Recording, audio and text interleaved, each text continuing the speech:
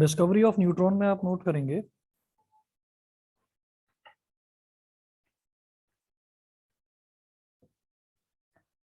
after the discovery of protons and electrons it was noticed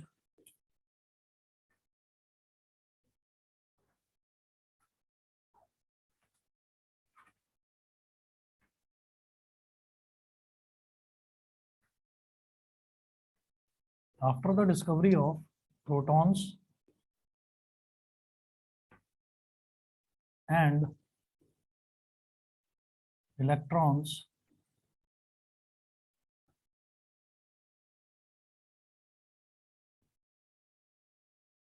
after the discovery of protons and electrons it was noticed that all the mass of an atom cannot be accounted that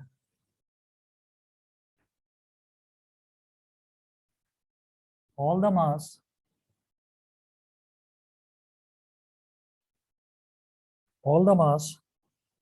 of an atom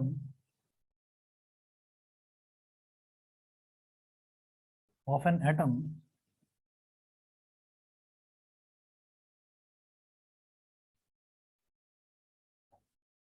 all the mass of an atom cannot be accounted for on the basis of cannot be accounted for on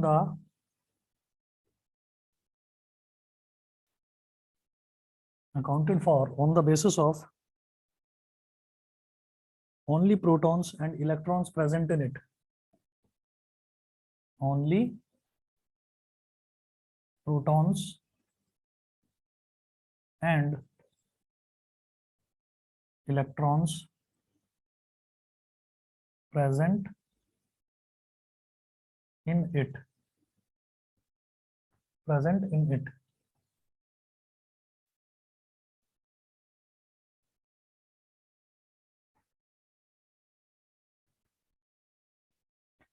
Next point, for example, a carbon atom contains 6 protons and 6 electrons.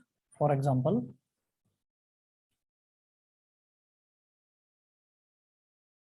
a carbon atom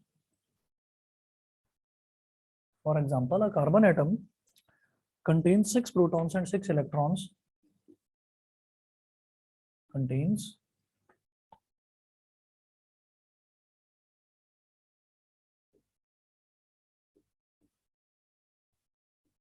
6 protons and 6 electrons.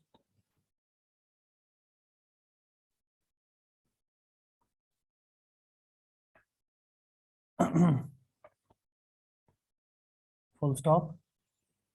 Now, the mass of electrons is so small that it can be ignored.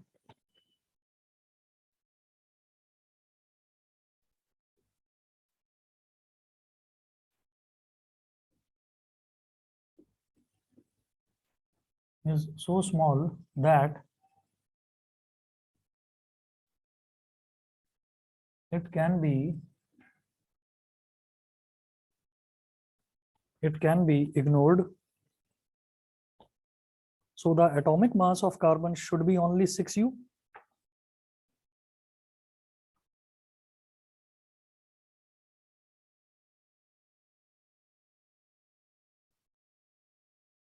The atomic mass of carbon should be only 6U.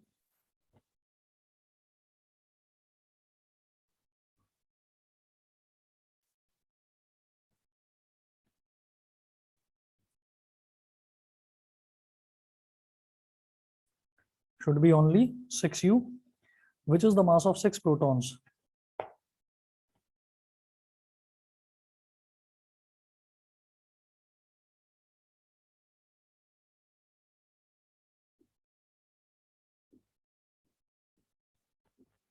Which is the mass of 6 protons.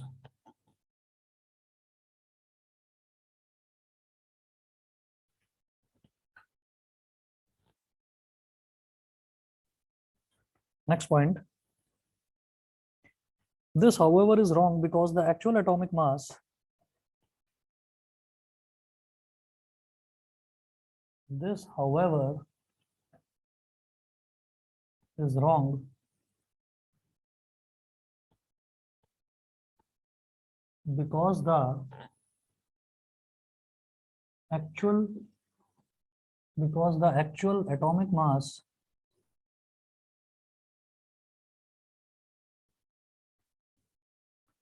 of carbon is 12U.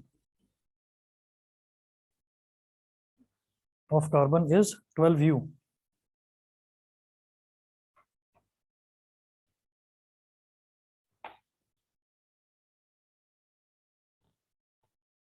Is 12U. उसके बाद next point,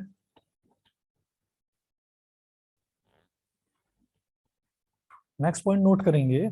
Then how do we explain this extra mass of 6 units?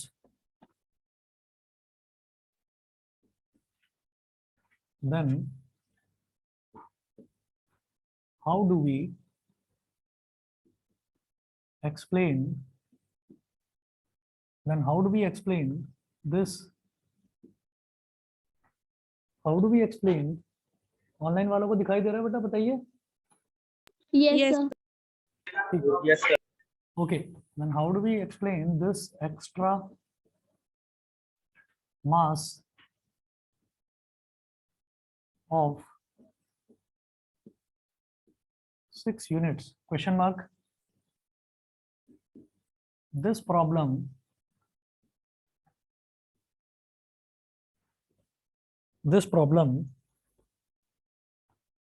was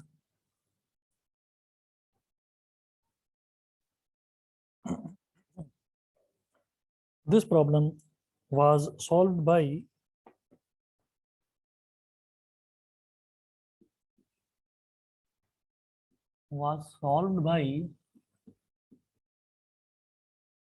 discovery of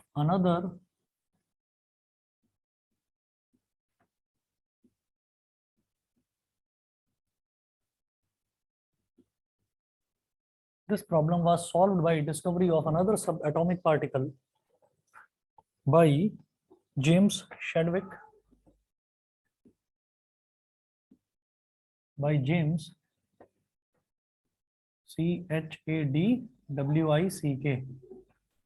James Chadwick, and this particle is called neutron.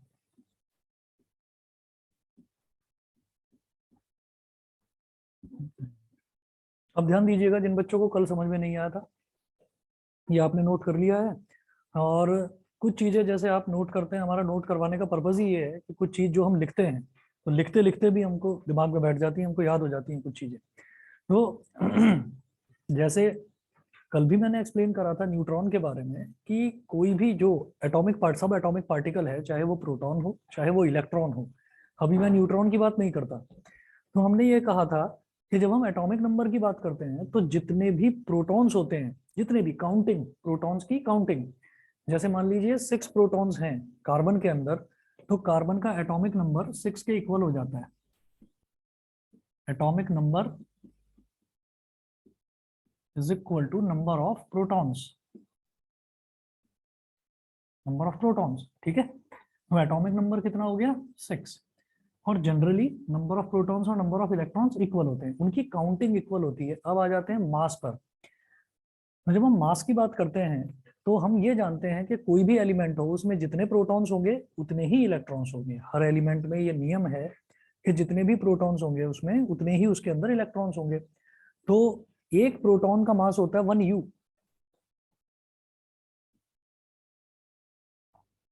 Mass of 1 proton ये होता है 1U. U मतलब atomic mass unit को हम short में U बोल देते हैं.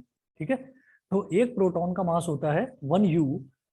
तो इसी तरीके से अगर मैं बात करूं एक इलेक्ट्रॉन के मास की,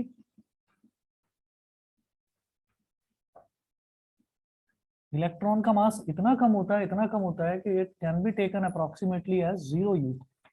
0 है, इतना कम होता है इलेक्ट्रॉन का मास कि हम उसके मास को ये बोल देते हैं कि ये 0 के बराबर है, that it can be ignored.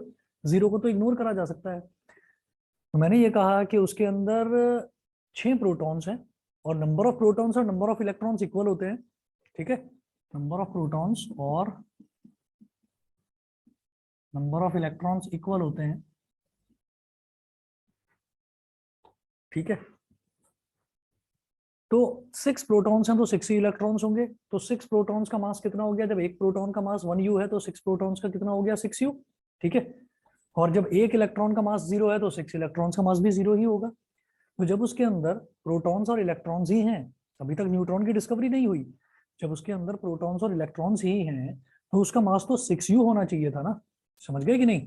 भाई कार्बन का एटॉमिक मास 6u होना चाहिए था। अगर नहीं समझ में आया दोबारा बताता हूँ, भाई जितने इलेक्ट्रॉन जितने प्रोटॉन्स होते हैं उतने ही इलेक्ट्रॉन्स होते हैं। एटॉमिक नंबर हमको ये बताता है कि किसी भी एलिमेंट के अंदर प्रोटॉन्स कितने होंगे, तो एटॉमिक नंबर कार्बन का 6 है, तो इसका मतलब उसके अंदर 6 प्रोटॉन्स होने चाहिए, ये तो पक्का है कि उसके अंदर 6 प्रोटॉन्स ही होंगे।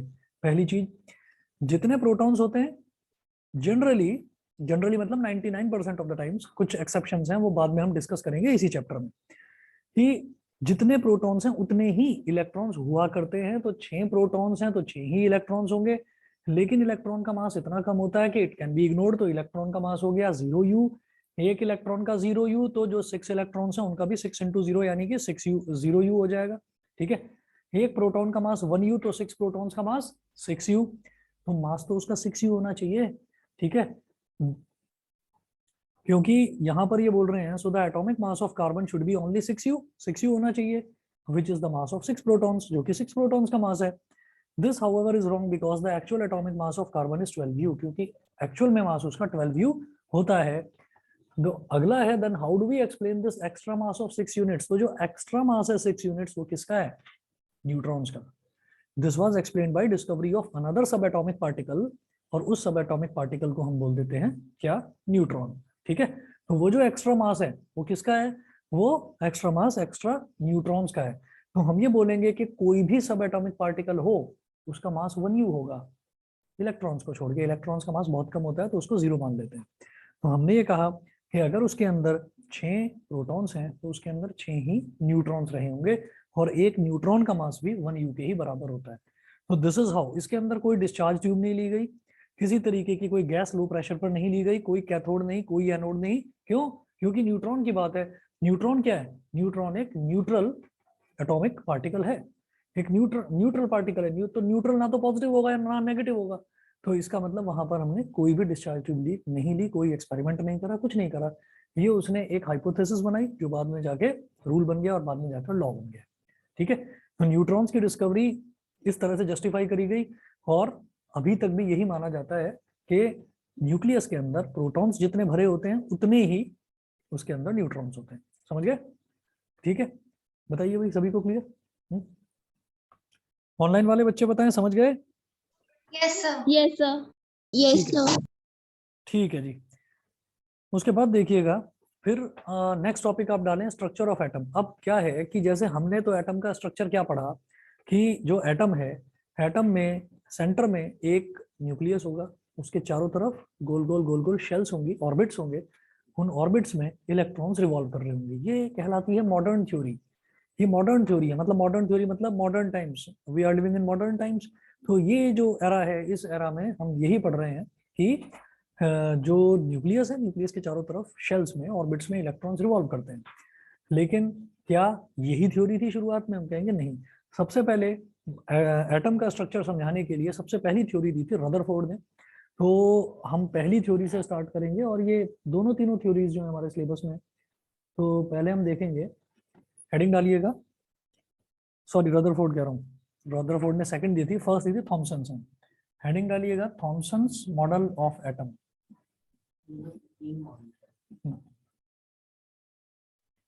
Thomson's model of atom.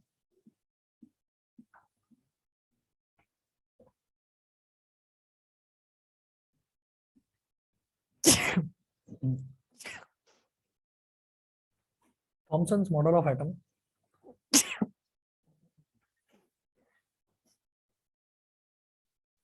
According to Thomson's model of the atom, model का मतलब स्ट्रक्चर, एक तरह से उसने बताया कि एटम का स्ट्रक्चर कैसा होता है। तो लिखेंगे, according to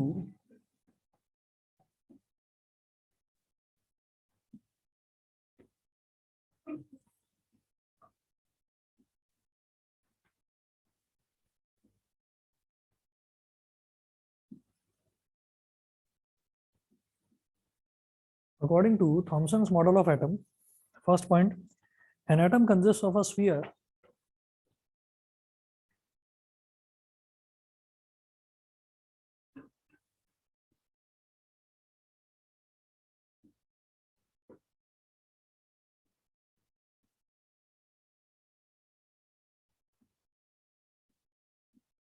an atom consists of a sphere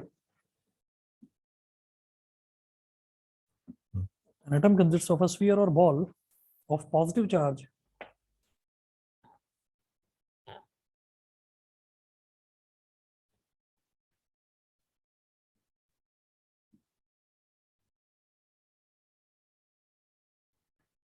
consists of a sphere or ball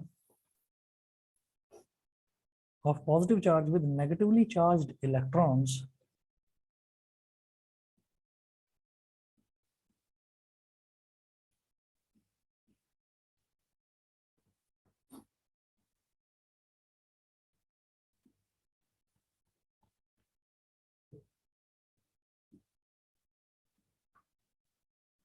An atom consists of a sphere or ball of positive charge with negatively charged electrons embedded in it.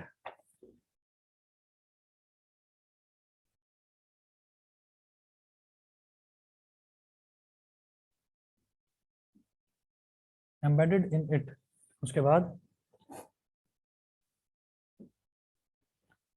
second point इसके model का, the positive and negative charges in an atom are equal in magnitude.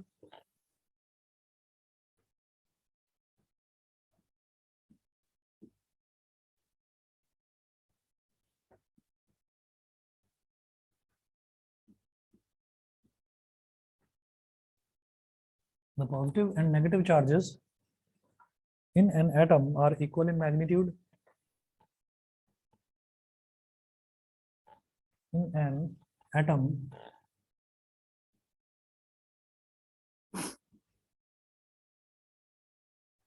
are equal in magnitude.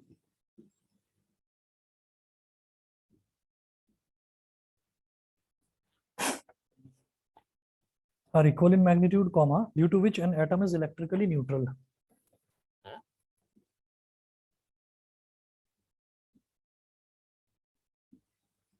Due to which an atom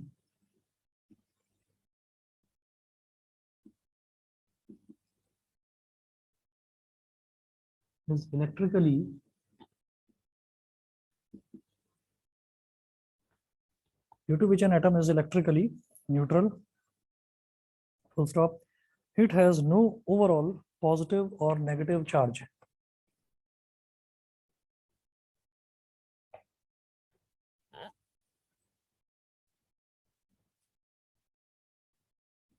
It has no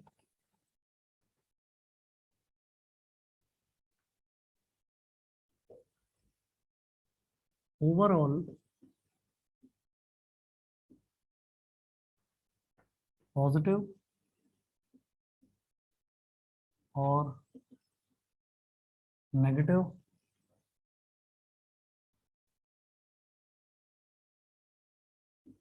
it has no overall positive or negative charge.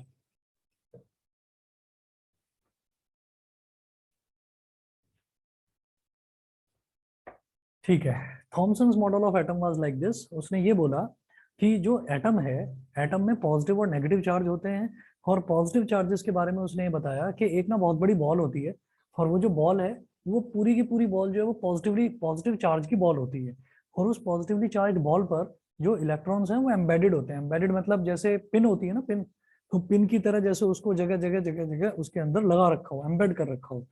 जैसे कि pizza होता है और pizza के ऊपर toppings होती हैं, तो उस तरीके से एक स्फेरिकल बॉल होती है, और स्फेरिकल बॉल के ऊपर जैसे कि इलेक्ट्रॉन्स की टॉपिंग्स हो. स्फेरिकल बॉल क्या है? स्फेरिकल बॉल है वहां पर न्यूक्लियस की तरह एक्ट कर रहा है, पॉजिटिव चार्ज की तरह एक्ट कर रहा है, और उसके ऊपर छोटे छोटे छोटे छोटे इलेक्ट्रॉन्स उसके ऊपर एम्बेडेड करे जाते हैं, जैसे कि पिन उसके अंदर लगा रखी हो बहुत सारी. ठीक है. और फिर उन्होंने ये बोला, थॉमसन ने दूसरा जो पॉइंट दिया, उन्होंने ये कहा कि जितने पॉजिटिव और नेगेटिव चार्जेस जो हैं वो उसमें बराबर होते हैं, equal in magnitude. Equal in magnitude का मतलब क्या है कि पॉजिटिव चार्जेस जो हैं, पॉजिटिव चार्जेस अगर 15 हैं तो उसमें नेगेटिव चार्जेस जो है वो भी 15 ही होंगे, और दोनों का जो मैग्नीट्यूड है वो सेम होता है। मैग्नीट्यूड का मतलब समझ रहे हैं, वैल्यू। वैल्यू जैसे मान लीजिए अभी आप लोगों ने पढ़ा नहीं है कि चार्ज की यूनिट भी होती है।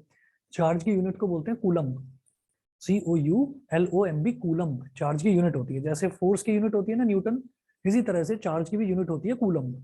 तो इलेक्ट्रॉन का जो चार्ज होता है वो होता है 1.6 इंटू 10⁻⁻19 कूलम्ब, ये उसकी वैल्यू होती है इलेक्ट्रॉन के चार्ज की। और प्रोटॉन का जो चार्ज है उसकी भी वैल्यू, यानी कि पॉजिटिव चार्ज की वैल्यू भी सेम होती है। अब क्योंकि वो पॉजिटिव है और वो नेगेटिव है, तो अगर हम सबका सम करेंगे, मतलब सबका टोटल निकालेंगे कि टोटल चार्ज कितना है, तो वो पॉजिटिव और नेगेटिव वाले सब एक दूसरे को काट देंगे, नलीफाई कर देंगे। And hence atom as a whole is electrically neutral, वही लिखा है, it has no overall positive और नेगेटिव चार्ज, ठीक है ना, due to which an atom is electrically neutral. Atom हमेशा न्यूट्रल होता है। तो इन्होंने दो चीज बताई। पहली चीज, an atom consist of a spherical ball, an atom consist of a spherical ball of positive charge into which electrons are embedded into it, ये तो फर्स्ट पॉइंट। और सेकंड पॉइंट ये बताया कि जितने भी इलेक्ट्रॉन्स होते हैं, it all the magnitude of positive charge and the negative charge is always equal, and hence an atom is electrically neutral due to which there is no overall positive charge and no overall negative charge. ना तो उस पर कोई positive charge होता, ना negative charge होता। इस चीज को समझाने के लिए मैं दोबारा से कल वाला एग्जांपल बताऊंगा आपको सोडियम का, ध्यान से सुनिएगा। जैसे हमने सोडियम की बात करी थी, अब मैं इसको अलग तरीके से बताता हूँ। हमने कहा था कि सोडियम का एटॉमिक नंबर 11, ठीक है, 11 है, तो इसका इलेक्ट्रॉनिक कॉन्फ़िगरेशन क्या था बेटा, 281। तो ये आउटर मोस्ट शेल से एक इलेक्ट्रॉन इसने डोनेट कर दिया। तो मैंने ये कहा कि इस वजह से सोडियम का चार्ज कितना हो जाएगा, 1+, ये हमने बताया था। हमने सिर्फ ये कहा था कि जिसके पास इलेक्ट्रॉन एक्स्ट्रा है और जो इलेक्ट्रॉन डोनर है, जो इलेक्ट्रॉन डोनेट करता है, तो वो हमेशा उसके ऊपर जो चार्ज आएगा वो चार्ज आएगा पॉजिटिव चार्ज। कैसे आता है वो पॉजिटिव चार्ज, वो एक बार पढ़ लेते हैं, मैंने पहले बताया था, फिर भी एक बार दोबारा समझिएगा आप। ये 11 है इसका एटॉमिक नंबर, मतलब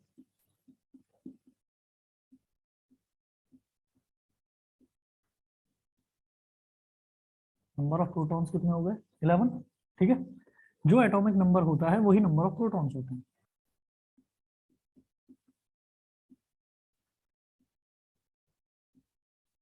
नंबर ऑफ इलेक्ट्रॉन्स कितने हैं, हमने बोला था प्रोटॉन्स, नंबर ऑफ प्रोटॉन्स और number of electrons are generally equal. तो जब ये 11 है तो फिर ये भी 11 होंगे, समझ गए, ठीक है। अब क्या है, हाँ ना ना, कार्बन का एटॉमिक नंबर 6, एटॉमिक मास होता है 12। हाँ हाँ, इलेक्ट्रॉन्स भी उसके इक्वल ही होंगे, ठीक है। तो अब हम ये कहते हैं कि नंबर ऑफ प्रोटॉन्स 11, तो नंबर ऑफ इलेक्ट्रॉन्स भी 11। अब ये जो प्रोटॉन्स है ना, ये न्यूक्लियस के अंदर बंद होते हैं, प्रोटॉन्स को कोई निकाल नहीं सकता, समझ गए। न्यूक्लियस को तोड़ना आसान नहीं है, तो न्यूक्लियस के अंदर ही बंद रहते हैं प्रोटॉन्स। तो बाहर कौन घूमता रहता है, इलेक्ट्रॉन्स। तो हम डोनेट भी इलेक्ट्रॉन्स करते हैं, हम एक्सेप्ट भी इलेक्ट्रॉन्स करते हैं।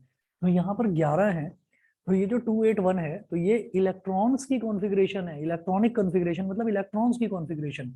तो हमने आउटर मोस्ट शेल में जो एक इलेक्ट्रॉन था, होने चाहिए थे 8 स्टेबिलिटी के लिए, है ना, लेकिन एक है, तो उसके लिए एक के लिए पॉसिबल नहीं है कि वो बाहर से 7 इलेक्ट्रॉन्स खींच पाए, ठीक। तो ज्यादा अच्छा ये लगता है कि एक इलेक्ट्रॉन है, इसको डोनेट कर दो ना आप, इसको छोड़ दो ना, तो शेल ही खत्म हो जाएगी आउटर मोस्ट, फिर आउटर मोस्ट शेल ये बन जाएगी, और इस आउटर मोस्ट शेल में 8 इलेक्ट्रॉन है, तो ये एक स्टेबल एटम की तरह बिहेव करेगा। तो उसने एक इलेक्ट्रॉन डोनेट कर दिया, डोनेट कर दिया, तो नंबर ऑफ इलेक्ट्रॉन्स बेटा कितने बचे अब, 10। नंबर ऑफ प्रोटॉन्स कितने हैं, 11। तो प्रोटॉन्स और इलेक्ट्रॉन्स में अंतर कितना है, 1 का, और 1 कौन ज्यादा है, प्रोटॉन्स इलेक्ट्रॉन से 1 ज्यादा है। प्रोटॉन्स का चार्ज क्या होता है, प्लस, तो इसलिए 1+। अगर प्रोटॉन्स इससे 2 ज्यादा होते तो हम बोलते ये चार्ज क्या आ जाता, 2+, 2+, समझ गए। अगर प्रोटॉन्स इससे 3 ज्यादा होते तो चार्ज क्या आ जाता, 3+। इसी तरीके से सोचो कि अगर मान लो यहाँ पर हम एक इलेक्ट्रॉन बाहर से ले लेते, अगर हम एक इलेक्ट्रॉन बाहर से ले लेते, तो फिर इलेक्ट्रॉन प्रोटॉन से 1 ज्यादा हो जाता, इलेक्ट्रॉन का चार्ज क्या, माइनस, तो फिर उसका चार्ज बन जाता 1-, समझ गए, ये होता है, ठीक, फंडा ये होता है। तो इस वजह से हम ये कहते हैं कि जब नंबर ऑफ प्रोटॉन्स और नंबर ऑफ इलेक्ट्रॉन्स इक्वल है तो फिर चार्ज क्या है, कुछ है ही नहीं, न्यूट्रल। तो वही चीज यहाँ पर बोली गई है, N atom is electrically neutral.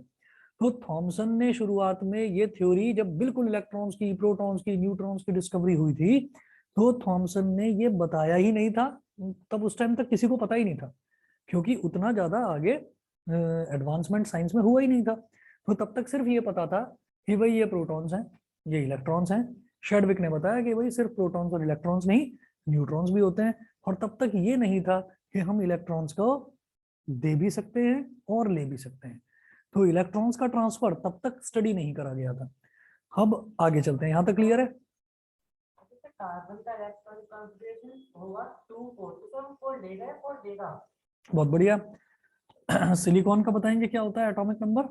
नहीं मालूम होगा। कार्बन का 6 होता है, ठीक है। तो कार्बन का 6 हो गया, तो इसको हम बोलेंगे 2,4। बड़ी प्रॉब्लम है भाई कार्बन के लिए। 4 कैसे ले ले, 4 कैसे दे दे? टग ऑफ वॉर का गेम चलता है यहाँ पे। टग ऑफ वॉर समझते हैं, रस्सा खींचने वाला गेम चलता है। 4 इलेक्ट्रॉन इधर बैठे हैं, 4 इलेक्ट्रॉन बाहर बैठे हैं। मैच टाई हो गया, मैच टाई हो गया। समझ गए कि नहीं? यहाँ तो एक इलेक्ट्रॉन बैठा था आउटर मोस्ट शेल में, बाहर 7 थे, सातों ने झटका मारा, हल्का सा निकल के बाहर आ गया, है कि नहीं? समझने का तरीका है ये। और इधर क्या है कि 4 इलेक्ट्रॉन इधर है, 4 बाहर है। भैया 4 कैसे ले लेंगे, ये 4 कैसे खींच लेंगे? जितनी एनर्जी इतनी है इनमें है, उतनी ही उन 4 इलेक्ट्रॉन्स में, ठीक। और वो कैसे खींच लेंगे? वो भी नहीं खींच पाएंगे। तो ऐसे में क्या होगा, ऐसे में मैच टाई हो जाता है। मैच जब टाई हो जाता है तो ये कहते हैं कि जो प्राइस है ना, वो प्राइस शेयर कर लिया जाएगा। शेयर कर लिया जाएगा मतलब जो दोनों टीम्स हैं, बोथ टीम्स आर विनर। या ये कह देते हैं both teams are loser, both teams are loser and there will be another match. एक फाइनल मैच और होगा, फिर उस फाइनल मैच में देखा जाएगा कि कौन जीतता है। यहाँ तो आप हजारों फाइनल मैच करा लो, यहाँ तो 4 इलेक्ट्रॉन रहेंगे, यहाँ पर 4 इलेक्ट्रॉन इधर रहेंगे, ठीक है। तो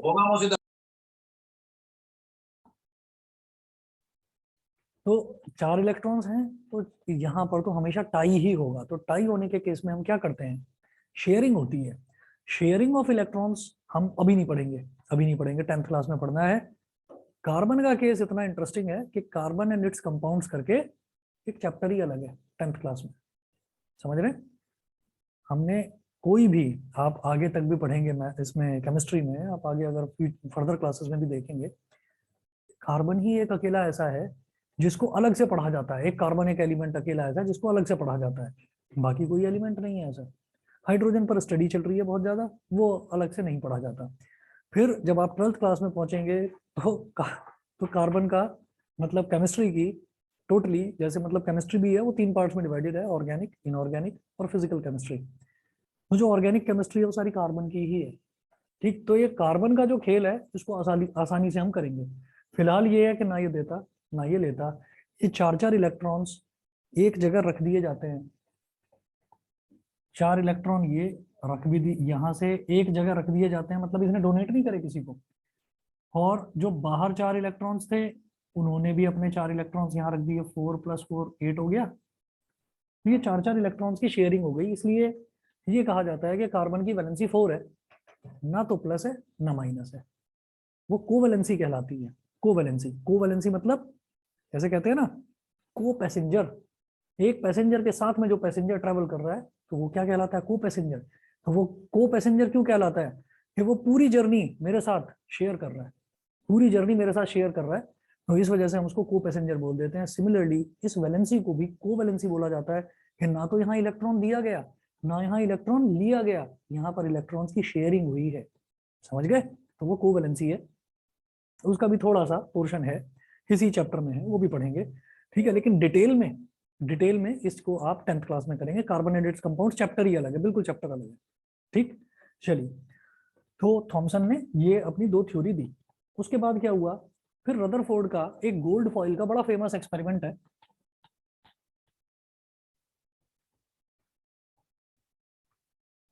और रदरफोर्ड के उस एक्सपेरिमेंट से ही ये पता चला, हमने देखा डिस्कवरी ऑफ प्रोटॉन, हमने देखा discovery of electron, discovery of neutron, ठीक है। उसके बाद थॉमसन ने एटम को अलग तरीके से एक्सप्लेन करा। फिर हम ये कहेंगे कि न्यूक्लियस, हमको मालूम है न्यूक्लियस के अंदर सारा का सारा पॉजिटिव और न्यूट्रल चार्ज यानी कि प्रोटॉन्स और न्यूट्रॉन्स भरे हुए हैं। तो न्यूक्लियस की भी डिस्कवरी हुई, वो करी किसने? रदरफोर्ड ने। समझ गए? रदरफोर्ड ने। तो अगला आप लिखेंगे रदरफोर्ड्स एक्सपेरिमेंट।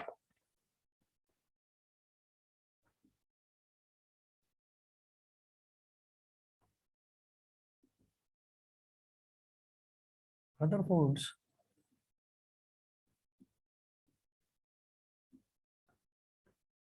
एक्सपेरिमेंट।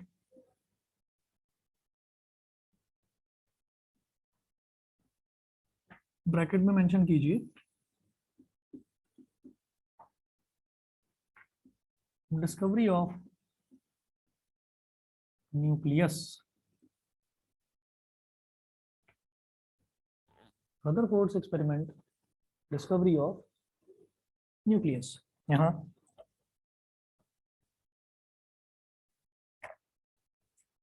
जैसे प्रोटॉन्स होते हैं इसी तरीके से नेचर में एक और भी पॉजिटिव पार्टिकल्स होते हैं जिनको हम बोलते हैं alpha particles.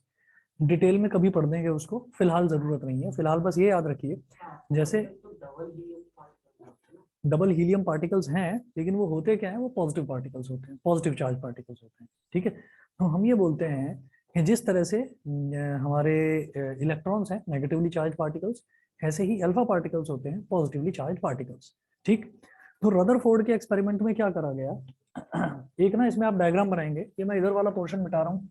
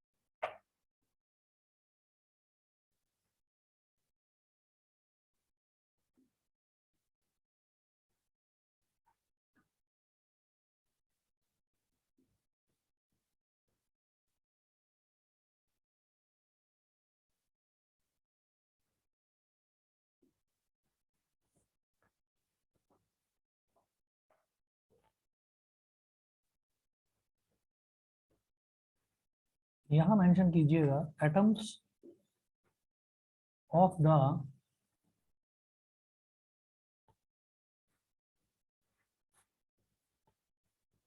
atoms of the gold foil, atoms of the gold foil।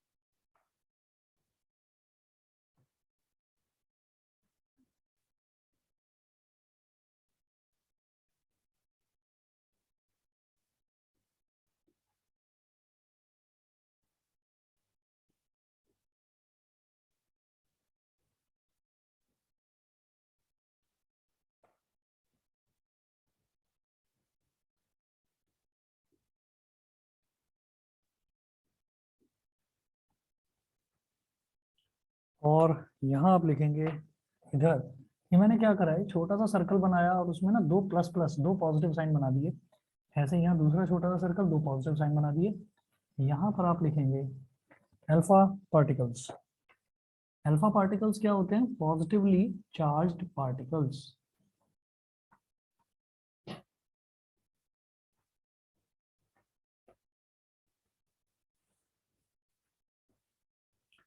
Atoms of the gold foil, तो गोल्ड लिया गया और गोल्ड की एक फॉइल बना दी गई। भाई गोल्ड मेटल है ना, तो मेटल का मतलब क्या है कि अगर उसको हम हैमर से ठोकेंगे तो क्या होगा? वो फ्लैट हो जाएगा। वो फ्लैट हो जाएगा, मतलब it can B beaten into sheets. तो उसको मतलब फ्लैट कर करके बहुत बारीक सी एक उसकी फॉइल बना दी गई, समझ गए? फॉइल जैसे कि एल्यूमिनियम होता है तो बड़ा हैवी मेटल होता है, और उसको रोल कर करके रोलर्स के अंदर से उसको पास कर करके बहुत बारीक सी फॉइल बना दी जाती है, जिसको हम हाथ से फाड़ भी सकते हैं। एल्यूमिनियम फॉइल देखा होगा ना, जिसमें हम लंच में अपना रोटी वगैरह पराठे वगैरह सब वो पैक करके ले जाते हैं खाने में लंच बॉक्स में, ठीक। तो उसी तरीके से गोल्ड की बहुत पतली फॉइल बना दी गई, और उस फॉइल में गोल्ड की कोई भी फॉइल है या सिल्वर की फॉइल है या किसी भी और मेटल की फॉइल है, तो बेसिकली उसके अंदर उसके एटम्स तो होंगे ना। तो हमने स्टडी करने के लिए 4 एटम्स ले लिए, ठीक। वो मैं बिल्कुल सेम साइज का नहीं बना पाया, थोड़ा छोटा फिर बड़ा फिर बड़ा फिर बहुत बड़ा बन गया। एक्चुअली सेम साइज का आपको बनाना था, ठीक है। सेम साइज के हमको 4 एटम्स बनाने थे क्या। चलो कोई बात नहीं, कोई बात नहीं। तो अब इसके बाद इसमें क्या था, जो अल्फा पार्टिकल्स हैं, तो ये दिखाने का क्या पर्पस है कि यहाँ पर सेंटर में न्यूक्लियस है और बाकी चारों तरफ इलेक्ट्रॉन्स हैं। तो हमने क्या करा, अब यहाँ पर आप ऐसे कर दीजिए 1 2 3 4, ठीक है। ऐसे ही 1 2 3 4, ये क्या है, ये इलेक्ट्रॉन्स हैं। 1 2 3 4, 1 2 3 4, ठीक है। और ये जो पॉजिटिव चार्ज बीच में हमने बॉल दिखाई है, दिस इज न्यूक्लियस।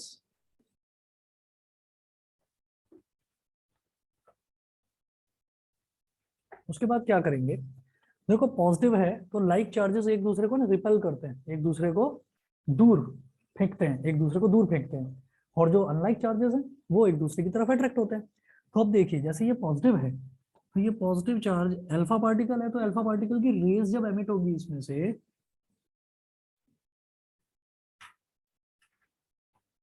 तो ये ऐसे निकल जाएगी। यहां लिख दीजिए नो डिफ्लेक्शन। डिफ्लेक्शन मतलब क्या होता है, रास्ते से भटक जाना, ठीक है। वो नहीं भटका, क्यों, क्योंकि पॉजिटिव चार्ज है और ये नेगेटिव के नजदीक से गुजर रहा है, तो ये आप बिल्कुल स्ट्रेट चला जाएगा, कोई प्रॉब्लम नहीं होगी इसको। फिर ये जो पॉजिटिव चार्ज है जब ये गुजरेगा, तो ये इस न्यूक्लियस के थोड़ा नजदीक आ गया है, थोड़ा सा नजदीक। तो जब पॉजिटिव रेज इस पॉजिटिव न्यूक्लियस के नजदीक आएंगे तो there will be small deflection. यहां लिख दीजिए बेटा स्मॉल डिफ्लेक्शन, स्मॉल डिफ्लेक्शन। फिर पॉजिटिव चार्ज इधर से आया, ऐसे गुजर गया, न्यूक्लियस से अच्छा खासा दूर है, नो डिफ्लेक्शन।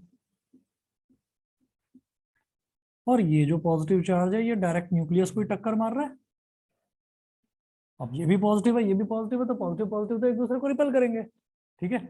तो जब ये इस तरह से इसको ऐसे टक्कर मार रहा है, तो आप क्या करेंगे, ऐसे लिख देंगे, यहां लिखेंगे टर्न्ड बैक, टर्न्ड बैक, वापस मुड़ गया, ठीक है। फिर ये पॉजिटिव चार्ज है तो ये यहाँ से तो ऐसे सीधा निकल जाएगा, there will be no deflection, positive charge से बहुत दूर है। ये वाला पॉजिटिव चार्ज है, ये फिर आया, वाह भाई वाह, सीधा टकराया, अगेन टर्न्ड बैक। बार बार लिखने की जरूरत नहीं है, एक बार लिख दिया तो हम समझ गए। फिर ये पॉजिटिव चार्ज है तो ये ऐसे ऐसे गुजर गया, कोई डिफ्लेक्शन नहीं। ये पॉजिटिव चार्ज है, ये यहां से जैसे आया तो पॉजिटिव को टच तो नहीं कर रहा है लेकिन पॉजिटिव के काफी नजदीक है, तो हम ऐसे लिखेंगे लार्ज डिफ्लेक्शन, ठीक है। ये एग्जैक्टली ऐसा नहीं है कि जैसा मैंने डायग्राम बनाया वैसे ही आप बनाएंगे। हो सकता है आपकी कोई रे बहुत नजदीक से गुजरे तो आप वहां लार्ज डिफ्लेक्शन दिखा देंगे, हो सकता है कोई रे आपकी थोड़ी दूर से गुजरे तो आप वहां पर नो डिफ्लेक्शन या स्मॉल डिफ्लेक्शन दिखाएंगे, समझ गए। ऐसे ही ये लास्ट वाला है, तो ये लास्ट वाला काफी दूर है तो ये भी ऐसे ही स्ट्रेट निकल जाएगा, समझ गए। तो किसी जगह स्मॉल डिफ्लेक्शन, किसी जगह कोई डिफ्लेक्शन नहीं, किसी जगह लार्ज डिफ्लेक्शन, और किसी जगह totally the beam of alpha particles is getting turned back, वापस आ रहा है, समझ गए कि नहीं। हाँ क्लियर है। तो इसको इस एक्सपेरिमेंट के बाद जो रदरफोर्ड है वो 3 कंक्लूजन पर पहुंचा, वो 3 कंक्लूजन इंपॉर्टेंट है, नोट करेंगे। भाई ऑनलाइन वाले बच्चों को इतना क्लियर है यहाँ तक? Yes sir. ठीक है, नोट करिएगा।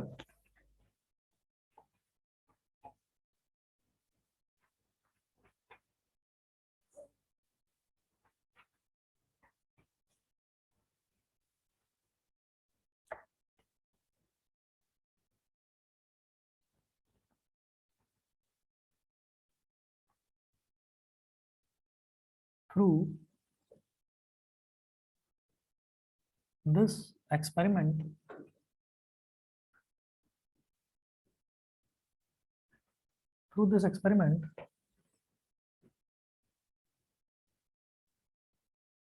Rutherford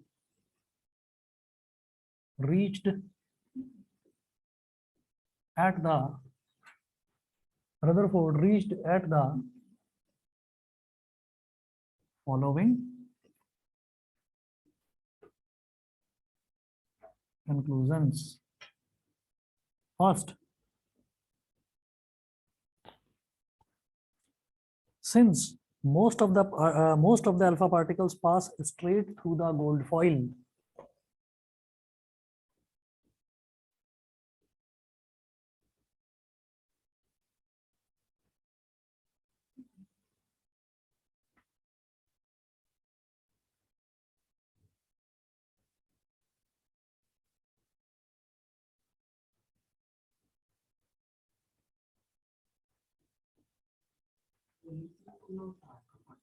अल्फा का यही होता है। नहीं यही है, कहाँ है अल्फा का ये साइन है। Since most of the alpha particles pass straight through the gold foil without any deflection,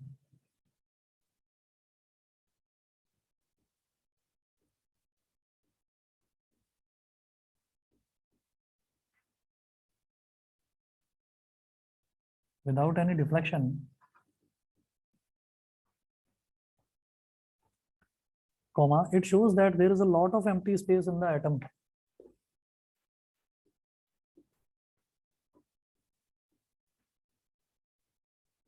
It shows that there is a lot of empty space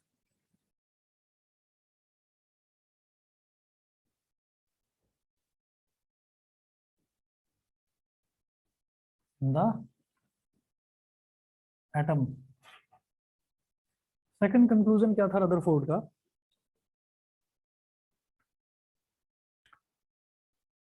Since some of the alpha particles are deflected through small and large angles, since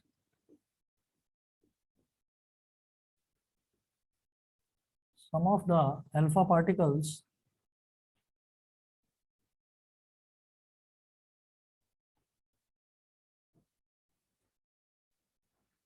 are deflected through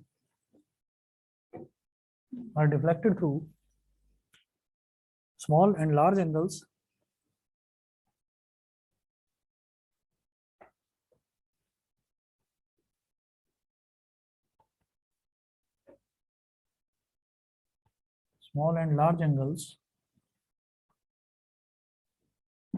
comma, it shows that there is a center of positive charge in the atom, that there is a center of positive charge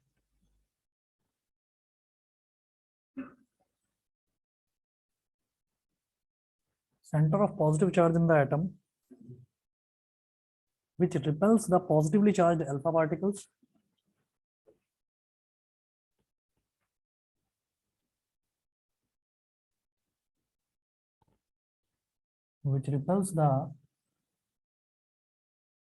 positively charged alpha particles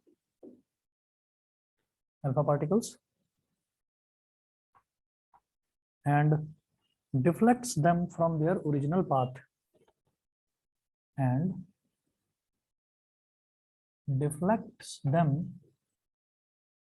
from their original path, from their original path। ये Rutherford का second observation था। उसके बाद third observation, हाँ हाँ हाँ, आ रहा हूँ मैं, अभी आ रहा हूँ। जो इसकी ऑब्जर्वेशन है ना, मैं अभी एक्सप्लेन करूंगा। बस आपने जैसे 2 ऑब्जर्वेशन लिखी है, तीसरा और लिख लीजिए, फिर मैं सारा बताता हूँ।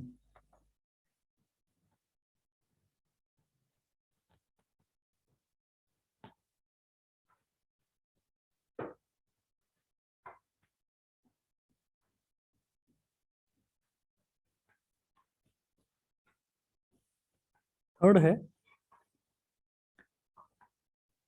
since a very few alpha particles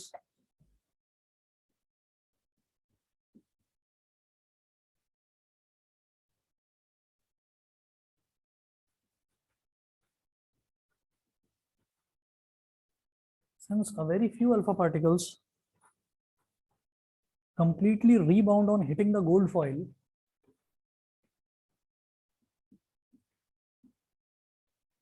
completely rebound on hitting the completely rebound on hitting the gold foil shows that nucleus is very dense,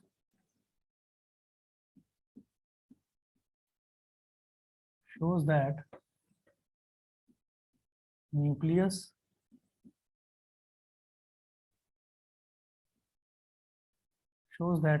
is very dense and hard, which does not allow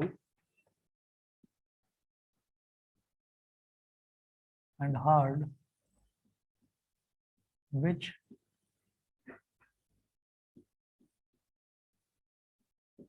does not allow the alpha particles to pass through it।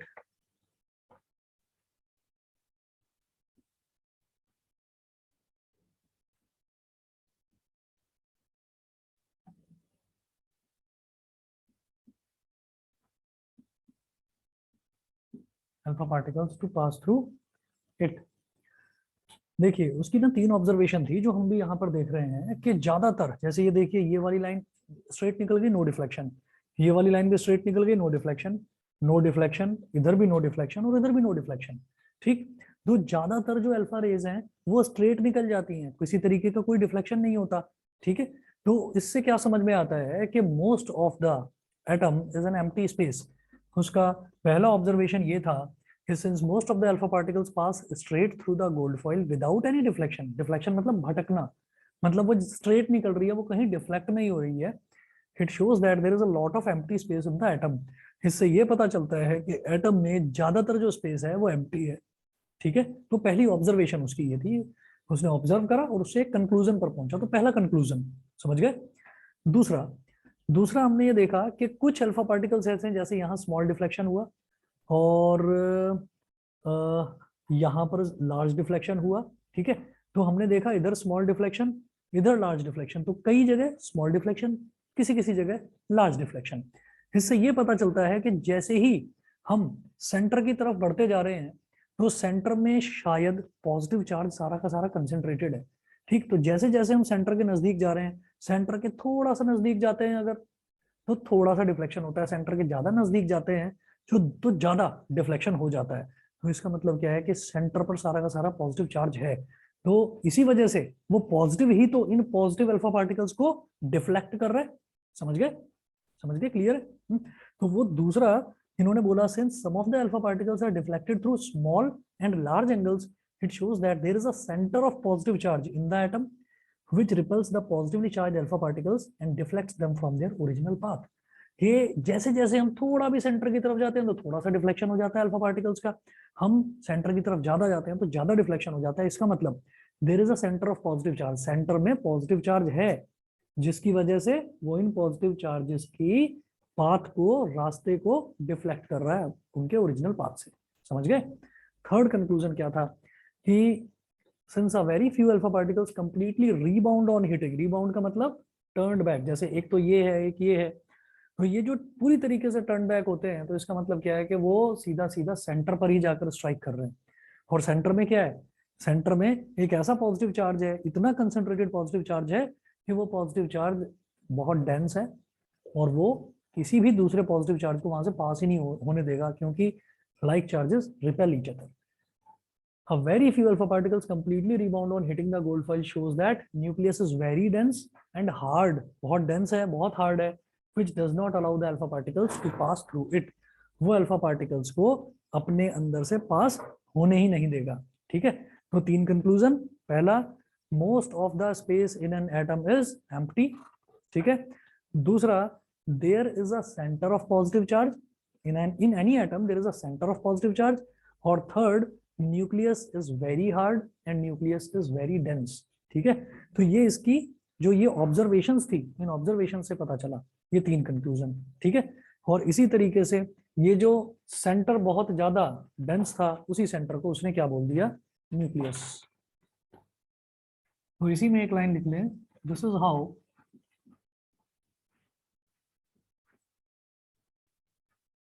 Nucleus was discovered. This is how nucleus was discovered. इस तरह से nucleus की discovery हुई. ठीक है, सभी को clear? चलिए जी, बाकी कल देखते हैं. Thank you sir. Thank you. चलिए, okay okay thank you sir. Okay.